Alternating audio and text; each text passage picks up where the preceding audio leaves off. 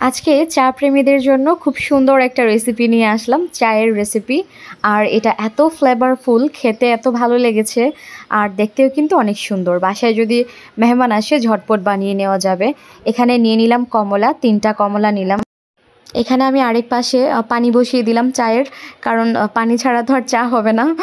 এখানে টকবক করে গরম পানি ফুটছে, আর এই ফুটন্ত গরম পানিতে আমি এখানে একটা কমলা ভালো মতো চিপে দিয়ে দিব। কমলার রসটা এখানে দিয়ে দিচ্ছি যাতে ফ্লেভারটা একদম অ্যাড হয়ে যায়।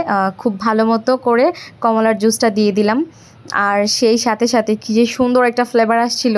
আর এপাশে হচ্ছে গিয়ে আমি আরেকটা কমলার খোসা নিলাম, নিয়ে একটা কাঁটা চামচ দিয়ে ভালো মতো একটু ছিদ্র করে নিলাম।